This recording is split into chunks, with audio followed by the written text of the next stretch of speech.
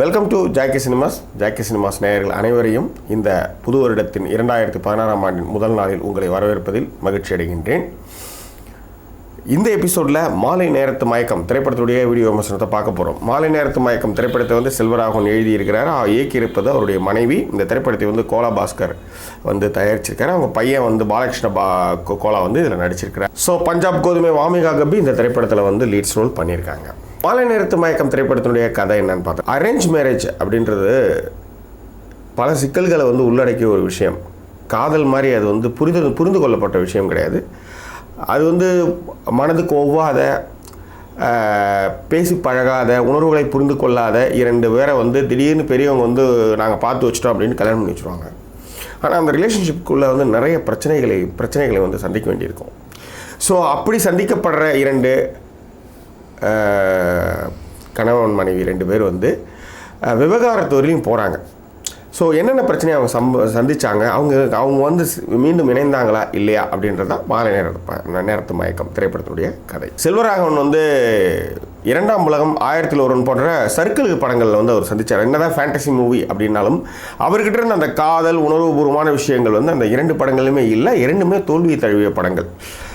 So எப்பயுமே அடுத்தவங்க காசை பரிச்சயத்தை முயற்சி பண்ணுவோம், அப்புறம் நம்ம காசுனா அதுக்கு லோ பட்ஜெட் ஒரு படம் எடுப்போம். ஸோ அந்த மாதிரியான ஒரு படம் தான் மாலை நேரத்து மயக்கம். இந்த படம் ஒரு ரெண்டு லீட்ஸ் ரோல் பண்ணுற ரெண்டு ஹஸ்பண்ட் அண்ட் ஒய்ஃபுக்கு பற்றின ஒரு கதை. இது நிறைய விவாகரத்து வழக்குகள் நீங்கள் சுற்றி பார்த்தீங்கன்னா நடக்கிற விஷயங்கள்லாம் பார்த்தீங்கன்னா உப்பு பெறாத விஷயங்களுக்கெல்லாம் விவாகரத்துக்கு நடக்கும். யோசிச்சு பார்த்தீங்கன்னா ஒன்றும் இல்லை, பார்த்து கல்யாணம் பண்ண அரேஞ்ச் மேரேஜ், விவாகரத்துக்கு போய் நிற்கிறாங்க. என்னென்னா சொல்லலை, வெளிப்படையாக சொல்லலை. என்னென்னா செக்ஸுக்கு போகும்பொழுது கணவனுக்கு வாய் துர்நாற்றம் அடிக்கும், அதனால் எனக்கு அந்த பொண்ணை பிடிக்கும், அந்த பையன் எனக்கு பிடிக்கல, அதனால் அதுக்கப்புறம் செக்ஸுன்னு கிட்ட வர்றப்ப எனக்கு அருவருப்பாக இருந்து நான் தள்ளி வச்சிட்டேன் அப்படின்ற கதையிலேருந்து ப்ரஷ் பண்ணுறப்ப பேசுகிறாங்க அப்படின்றது முதற்கொண்டு ஏகப்பட்ட ப்ராப்ளம்கள்லாம் சின்ன பிரச்சனைகள் கூட பூதாகரமாக ஆகி விவாகரத்து வரலையும் போகும்.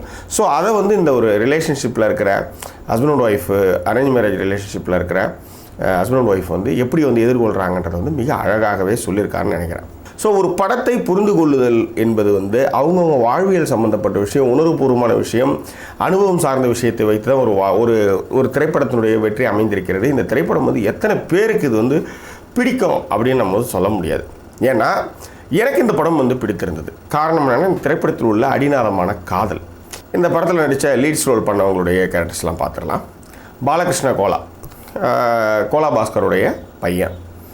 அப்போ எப்பயுமே கட்டடத்தமிழ் ராமா இருக்கட்டும், செல்வராகவன் ஆகட்டும், அவங்களுடைய கேரக்டர்ஸ் எப்படியாவது திரையில் எடுத்துகிட்டு வந்துடுவாங்க. கட்டடத்தமிழ் ராமா இருக்கட்டும், அவர் ஒரு தாடி வச்ச மாதிரி ஒரு தம் அடிச்சுக்கிட்டு ஒரு கம்யூனிஸ்ட் சித்தாந்தங்கள் பேசுகின்ற ஒரு கேரக்டரை முன்வைப்பார். இவருக்கு பார்த்தீங்கன்னா இன்ஃபினிட்டி காம்ப்ளெக்ஸ் உள்ள ஒரு நாயகன். அது அவருடைய எல்லா காதல் கொண்டேனாக இருக்கட்டும், 7G ரெயின்போ காலனியாக இருக்கட்டும், what ever it is, inferiority complex கொண்ட ஒரு பையன் ஹை கிளாஸ் பொண்ணை எப்படி கல்யாணம் பண்ணுறான் அப்படின்றத அவருடைய செல்வராகவனுடைய கதையின் அடிநாதம். இந்த திரைப்படமும் அதுக்கு விதிவிலக்கல்ல. இதுலேயும் ஹை கிளாஸ் பாருங்க, நான் ஸ்பாயிலர்ஸ் பேசுவேன், அதனால் தயவுசெய்து படம் பார்க்காதவங்க போய் படம் பார்க்க ஆரம்பிச்சிருக்கேன். ஸோ இந்த படமும் அது விதிவிலக்கல்ல. இதுலேயும் இன்ஃபினிட்டி காம்ப்ளெக்ஸ் கொண்ட ஒரு நாயகன், ஒரு நாயகி. அவங்க கொஞ்சம் ஹைஃபையான நாயகி. அம்மாவுக்கு கேன்சர், அதனால் அவங்க கல்யாணம் பண்ணிக்கிற சம்மதிக்கிறாங்க. அப்படி போகுது கதை. அது ஆக்சுவலாக இன்ஃபினிட்டி காம்ப்ளெக்ஸ்னால் என்னென்னா அவனுக்கு இங்கிலீஷ் பெருசாக பேச தெரியாது, ஒரு இட்டாலியன் ரெஸ்டாரண்ட்டில் போய் எப்படி சாப்பிட்றதுன்னு கூட தெரியாத ஒரு நாயகன். ஆனால் அவன் கால் சென்டர் வேலை செய்வான். ஸோ அந்த விஷயத்தில் அவருடைய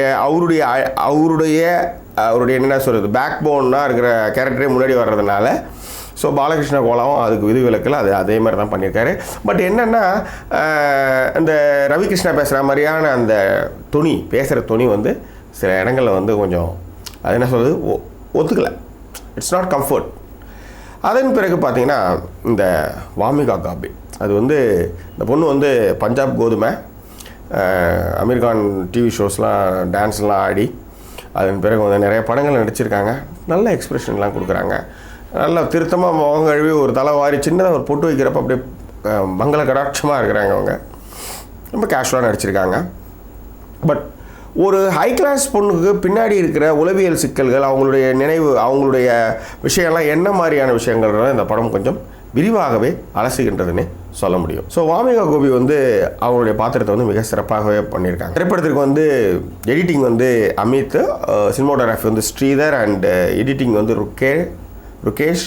இந்த திரைப்படத்தை வந்து கீதாஞ்சலி செல்வராகவன் வந்து இயக்கியிருக்காங்க. அவங்க ஏற்கனவே வந்து ஒரு ஆர்டிஸ்ட். அவங்க 2006 ஐ திங்க் ஸோ ஒரு ஷார்ட் ஃபிலிம் அவங்க வந்து நடிச்சிருக்காங்க. இந்துஸ்தான் காலேஜில் ராஜுன்னு ஒரு பையன் வந்து ஒரு ஷார்ட் ஃபிலிம் பண்ணியிருந்தான். பட் த கேர்ள்ஸ் திங்காக நிறைய விஷயங்கள் இதில் வந்து பேசப்படுது. மிக முக்கியமாக வாமி கதாநாயகி மூலமாக நிறைய விஷயங்கள் பேசப்பட்டாலும் கூட இது வந்து ஒரு அடல்ட் ஒன்லி திரைப்படம். இது ஒரு கப்பிள்ஸ்க்கான ஒரு படம். இதில் வந்து குழந்தைங்களிட்ட முறையான உடல் உறவு காட்சிகள் வந்து அப்பட்டமாக காமிக்காட்டாங்க கூட அந்த உடல் உச்சக்கட்டங்கள்லாம் வந்து ஒரு பி கிரேட் மூவியில் வந்து ஒரு க்ளோஸ்அப் வச்சு அவங்க வந்து கொஞ்சம் டெம்ப்ட் ஆவாங்க இல்லையா, அதை வந்து காமிக்கிறதுலாம் வந்து ஒரு யதார்த்தத்தினுடைய வெளிப்பாடாகத்தான் இதை நம்ம வந்து பார்க்க முடியும். ஏன்னா ஹஸ்பண்ட் ஒய்ஃப் கதையை சொல்கிறப்ப 2 பேரும் வந்து காலைல போகிறாங்க, நைட்டு போய் குதிரை ஓடுற படத்தை காமிச்சிட்டுலாம் நிறுத்த முடியாது. அதெல்லாம் வந்து என்றைக்கே 1970 முடிஞ்சு போச்சு. ஸோ அதை கொஞ்சம் விரிவாக காமிக்கும்போது அப்படி தான் போகும். பிடிக்காதவங்க இதை வந்து நீங்கள் மறுதளிக்கலாம், அது வேறு விஷயம். பட் இயக்கத்தில் எந்த நம்ம குறையும் சொல்ல முடியாது. சரி, இந்த திரைப்படத்தில் நெகிழ்ச்சியான காட்சிகள் அப்படின்னு ஏதாவது இருக்கான்னு பார்த்தீங்கன்னா நிறைய காட்சிகள் இருக்குது. மிக முக்கியமாக அந்த பெண், அந்த நாயகி வந்து ஏன் அவனை வெறுக்கிறேன் அப்படின்றத மழையில் அவன் சொல்கிற அந்த காட்சிகள் இருக்கு இல்லையா, அது கொஞ்சம் கொஞ்சமாக நான் அவன் மேலே வந்து அவனுக்கு வந்து லவ் வருதுன்றது வந்து மிக சின்ன சின்ன விஷயங்களில் வந்து கவனிக்கிறது வந்து நீங்கள் பார்த்தீங்கன்னா உடம்பு சரியில்லாதப்போ வந்து பாத்ரூம் போக மறைஞ்சிருந்து பார்க்குற இடம்னு கேட்பா.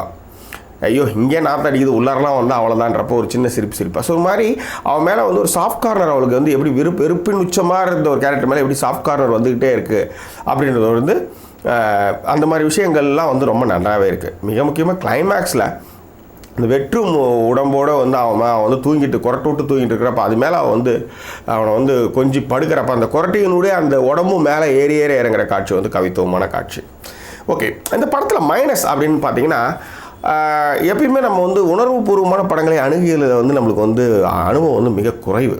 இந்த மாதிரி டீப்பான ஒரு உளவியல் சிக்கலான விஷயங்களை வந்து பேசும்பொழுது நம்மளுக்கு வந்து சில ரசிகர்களுக்கு வந்து அயற்சியை ஏற்படுத்துன்றதில் மிக இல்லை.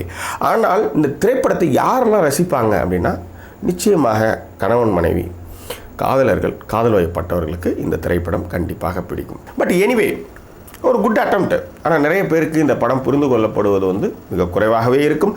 இருந்தாலும் ஜாக்கி சினிமாஸ் இந்த திரைப்படத்திற்கு கொடுக்கப்படக்கூடிய மதிப்பெண் 5க்கு 3. ஏனென்றால் அரைச்ச கதை தான். இருந்தாலும் ஒரு தம்பதிகளுக்கு பின்னாலும் சொல்லப்படாத கதைகள் ஏராளம் இருக்கின்றது. ஸோ அதில் ஒரு கதை தான் மாலை நேரத்து மயக்கம். கணவன் மனைவியாக இந்த படத்திற்கு போய் பார்த்தீங்கன்னா உங்களுக்கு ஏதாவது ஒரு 2 சீனாவது இந்த படத்தில் வந்து பிடிக்குன்றது அணித்தரமான நம்பிக்கை. வேற என்ன, இந்த புத்தாண்டில் உங்களுக்கு அநேக செல்வங்கள் உங்கள் வளம் சேர்க்க வேண்டும் என்று எல்லாம் வல்ல பரம்பொருளை வேண்டிக் கொண்டு உங்களிடமிருந்து விடைபெறுகின்றேன். முக்கியமாக தளத்தை சப்ஸ்கிரைப் பண்ணுங்கள், நண்பர்கிட்ட ஷேர் பண்ணுங்கள். மீண்டும் வேறொரு திரைப்படத்தினுடைய வீடியோ விமர்சனத்தோடு உங்களை நான் சந்திக்கிறேன். அதுவரை நன்றி கூறி வருவது உங்கள் ஜாக்கி சேகர். நன்றி, வணக்கம்.